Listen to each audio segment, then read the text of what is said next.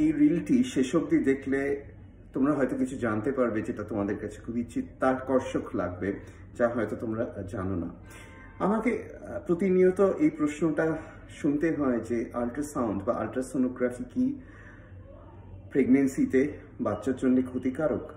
এখন অবধি যত গবেষণা হয়েছে, যত লক্ষ লক্ষ আল্ট্রাসাউন্ড করা হয়েছে, প্রেগনেন্ট মাদের কোনো ক্ষতি আজ অব্দি জানা যায়নি। কিছু কিছু আল্ট্রাসাউন্ড আছে যেতে কিছু কিছু তাপ বিকিরণ হয়, তবে সেই সব বিশেষ আল্ট্রাসাউন্ড প্রেগনেন্সিতে দরকার পড়ে না, করা হয় না। সুতরাং আল্ট্রাসাউন্ড আজ অব্দি সত্যি বিপজ্জনক নয়।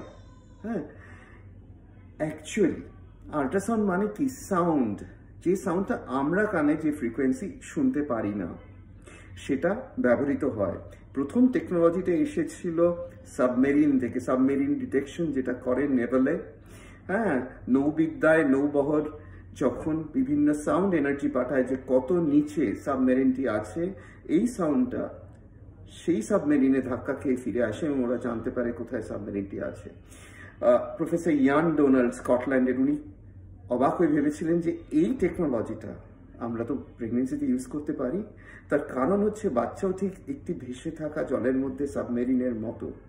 আজ কত দূর এগিয়ে গেছে আল্ট্রাসাউন্ডটা। এই আল্ট্রাসাউন্ডকে আমরা আমাদের চোখ এবং আমাদের কান হিসেবে আজকাল গ্রাহ্য করি আমরা ধাত্রীবিদরা। তো আল্ট্রাসাউন্ড আজ অব্দি, বারবার বলছি, সেফ এবং প্রচুর জিনিস আমাদের জানিয়ে দিয়ে যায় যা সাধারণত আমরা কোনোভাবেই বুঝতে পারবো না। সাউন্ড অ্যাকচুয়ালি কবে থেকে বাচ্চা শুনতে পায়? বাচ্চা মার পেটে ভ্রূণ অবস্থায় 7 মাসের পর থেকে সাউন্ড শুনতে পায়। সেই বিশেষ অভিমন্যুর গল্পতে আসতে হবে যে যেখানে দ্রৌপদী অর্জুনকে জানতে চান যে চক্রগৃহে ঢোকার উপায়, এবং সেটা উনি জানতে পারেন। তারপর বেরিয়ে আসার উপায়টা দ্রৌপদী পাশ ফিরে গেছিলেন বলে অভিমন্যু শুনতে পায়নি।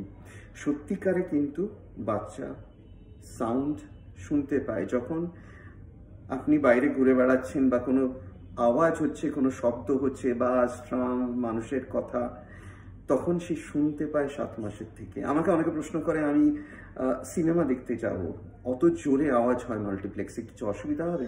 আমি বলি ঠিক আছে, একটা কম্বল চাপা দিয়ে দিও পেটের ওপর, বা একটা কাপড় চাপা দিয়ে দিও পেটের ওপর, সাউন্ড কম যাবে। এবং অনেকেই বলেন যে যেখানে আওয়াজ হচ্ছে, যেখানে আমি সিনেমা গেছি, কোনো শব্দ বেশি হচ্ছে, বাচ্চার নড়াচড়া আমি বেশি বুঝতে পারছি। ইভেন আল্ট্রাসাউন্ড করার সময় যদিও সে শব্দ যেমন আমরা শুনতে পাই না, বাচ্চাও শুনতে পাবে না, তবু আল্ট্রাসাউন্ড প্রোব যখন দেয়া হয় তখন বাচ্চার নড়াচড়া অনেক সময়ই বেড়ে যায়।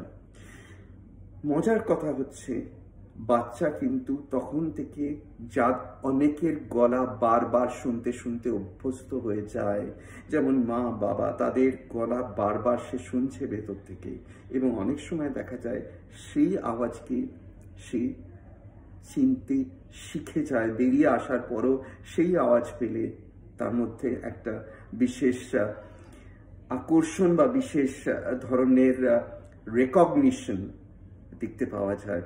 তারা চেনা শব্দ, চেনা কণ্ঠস্বরকে বুঝতে শেখে। খুবই ইন্টারেস্টিং, তাই না?